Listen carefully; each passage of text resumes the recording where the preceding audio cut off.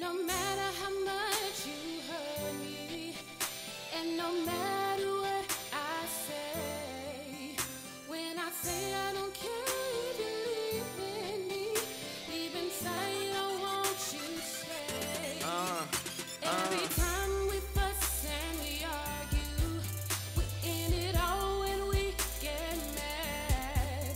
But boy, And hey, everybody, welcome to No Hearts Barred, the show where we believe in free speech and broken hearts. I'm your host and mediator, Ashley Johnson.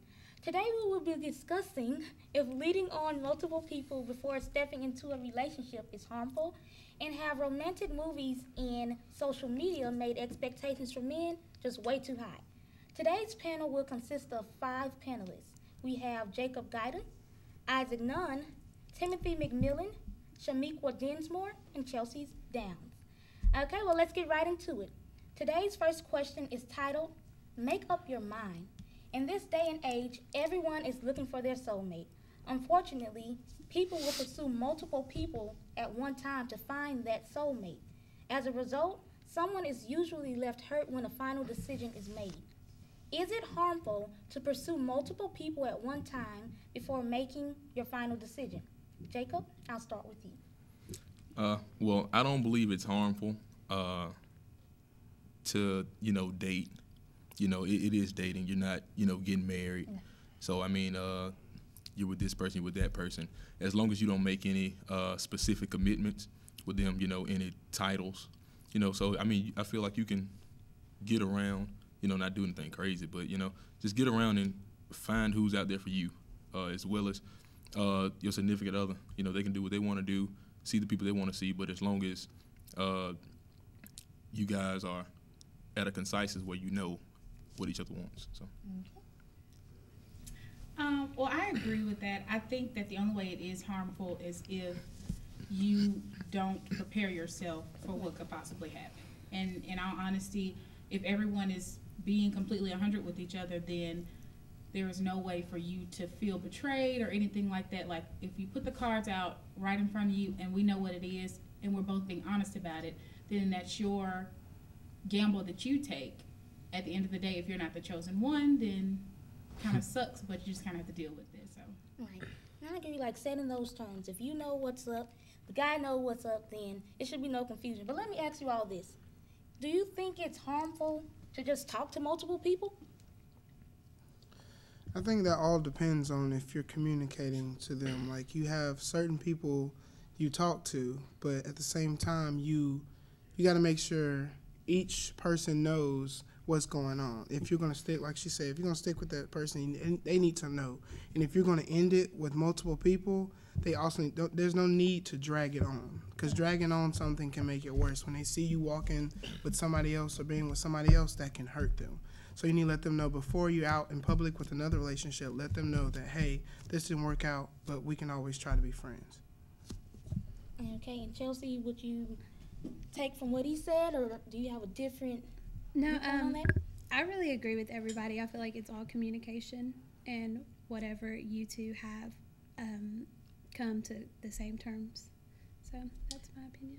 Well, I think that it's the extent of communication as well, because I could tell you, like, I'm talking to this and that person, but if I'm not completely honest with you about what exactly me and this and that person are doing, then that puts you in a harmful position. And so I think that happens a lot of times, where you'll have a guy who will tell a girl, well, I talked to a few other people, but so-and-so, and it's never to the extent of what it really is. Mm-hmm. And so on his end, he's like, oh, well, I told you what was up, but your actions are saying differently, and you never told me that you had a whole wife and kids on the side that you trying to work out. That's a different story, though. I mean, being married. I mean, I was being a little dramatic. Yeah. But, I mean, that does happen. Like, you have a guy talking to a girl, and he'll have, like, a relationship that he's been in for 3 years, and they're taking a break, and so he considers that talking. That's not talking, and I don't really want to indulge with you if that's the case. You know what I mean? If y'all are still talking after 3 years and y'all are back to the talking level, then clearly that's not over. I mean, it depends, though. I mean, you don't necessarily know exactly what he and the, other lady had, what they agreed on. Like, hey, we'll take a break. You see people, I'll see people. So you never know exactly where they stand.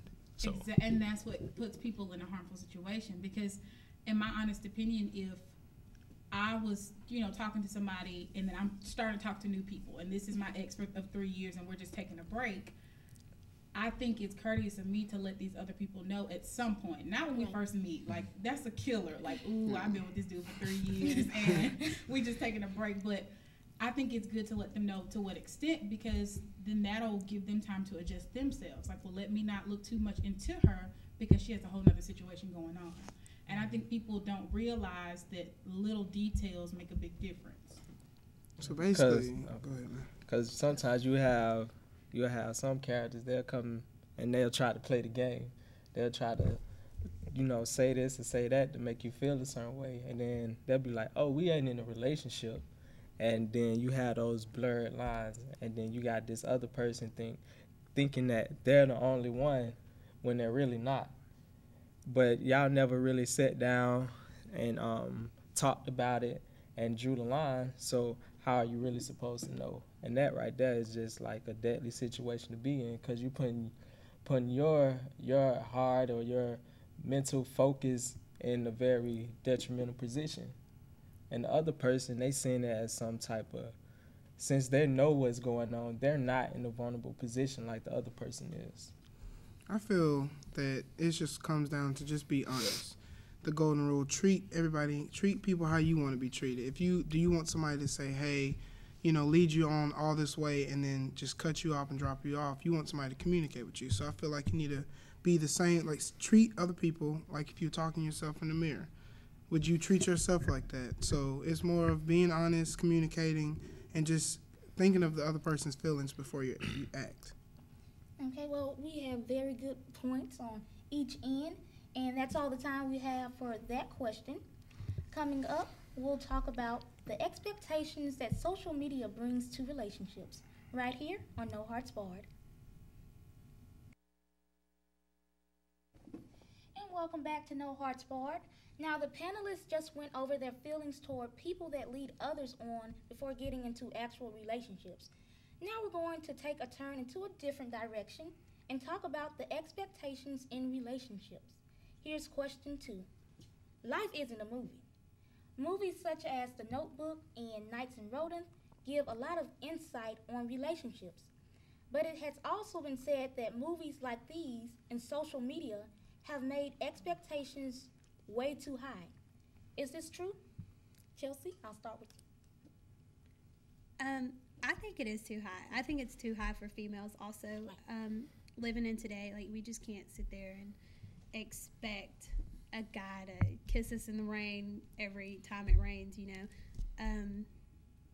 It is too high, and I can agree with guys on that. It's not something that females should look into either. So, Well, you say you have to remember that this is a movie. This is entertainment. But most women, I'm going to just say women because we get caught up in that, and it's like, well, it's so real, and it's like real people, so they have to do this. Now, I know that's unfair for guys, but also let me switch the question. Have social media made it too high for women? I mean, we have to look like Beyonce. You have to be drunk in love.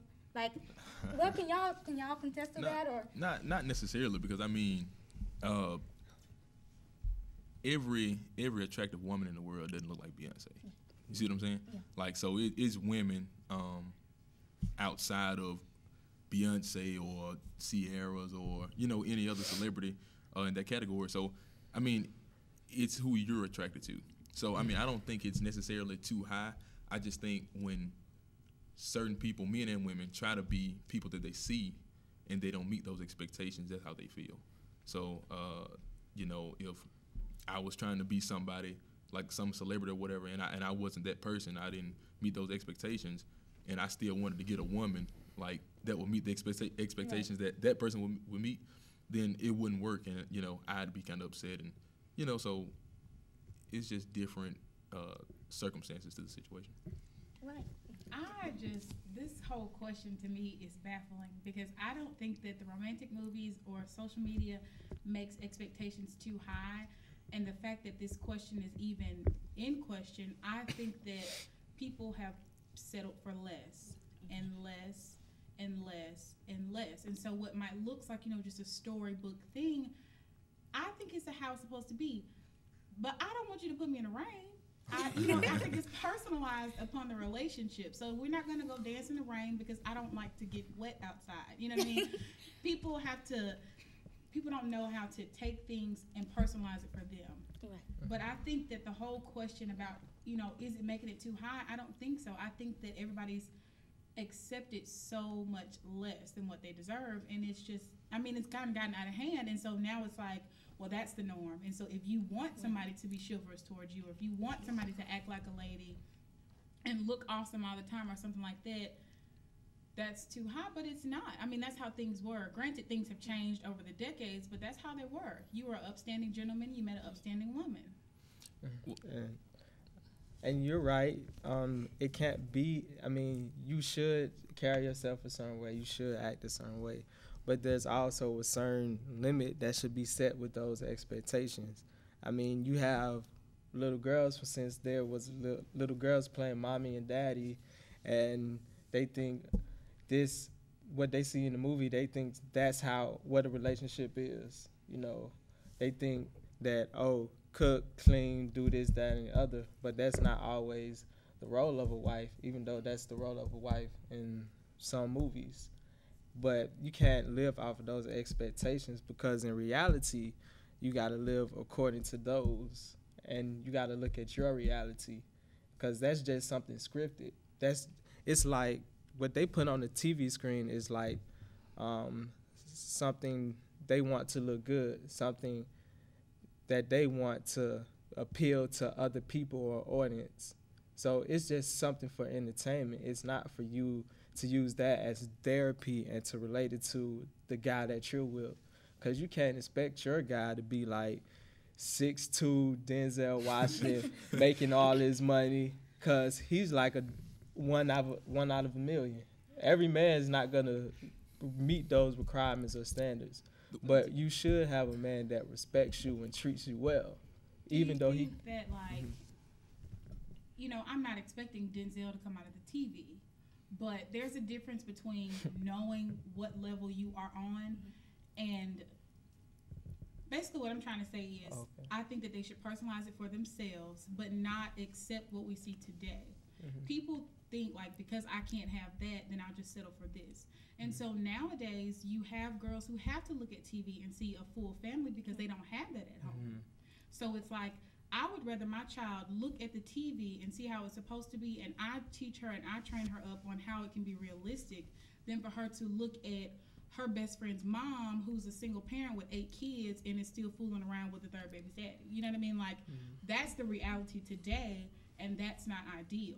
So it's like they're both on too far ends of the spectrum, and you have to find a happy medium between reality and social media.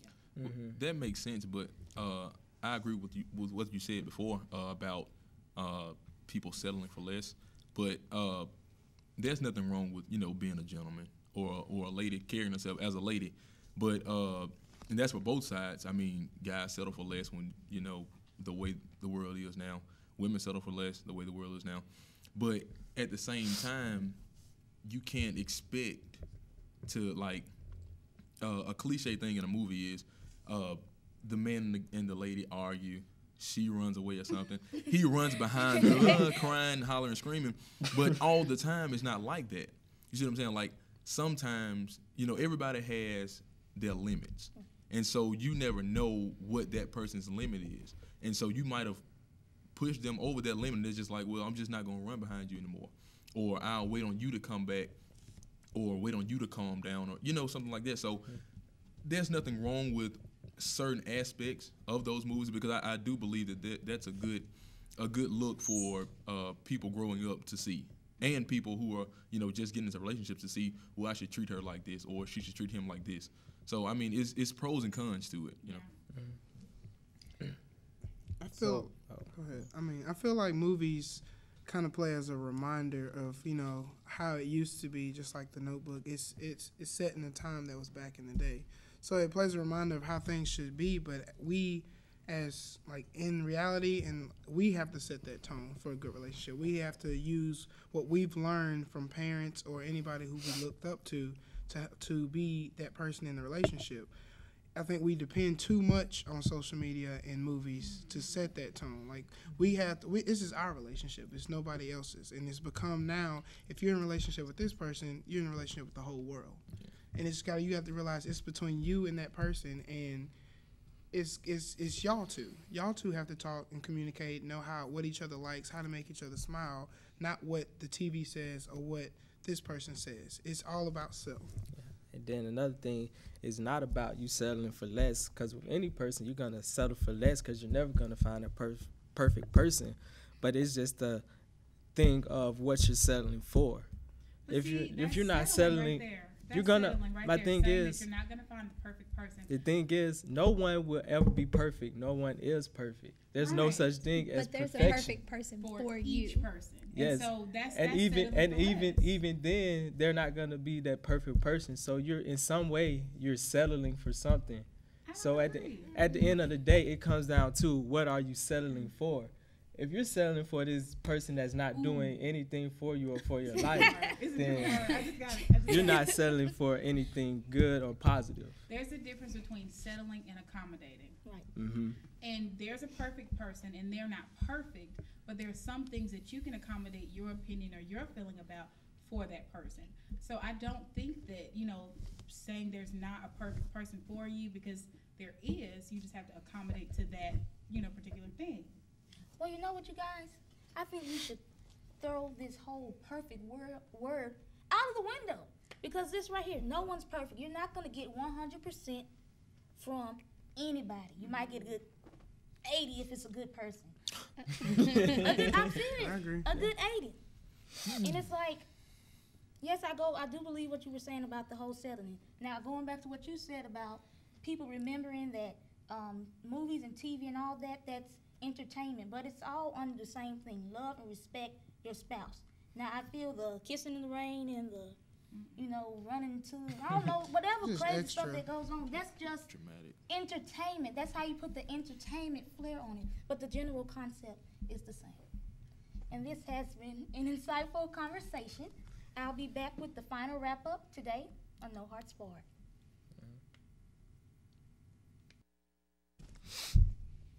And welcome back to No Hearts Barred. Today has been a great discussion, and I want to thank everyone for coming out and doing the show. We are now getting to the part of the show where I wrap things up and I give my final opinion. Going back to the first question, I would say it's not harmful to talk to multiple people until you find that one person, as long as you all know the terms in the relationship. And it has to be a group of mature individuals to do this, because kind of like when knowing the terms, it's like asking yourself also not to be human, because the more you spend time with the person and the more you get to know them, you're just going to naturally, I feel, develop feelings for them. I mean, that's a human thing. So it's going to take, again, mature people to really understand and stick to those terms. The second question has social media and chick flicks contribute to high expectations for men? I would say no. Again, it comes down to us as females realizing that, hey, this is a movie. This is theatrics. It's all entertainment. But for us all to understand collectively that it's the same general underlying principle, to love and respect the person you're in a relationship with. So no one is one, but that's just my opinion. And that's all the time we have for today's show. Be sure to catch our next episode where we will discuss engagements and more. And I'm Ashley Johnson, and this is No Hearts Barred.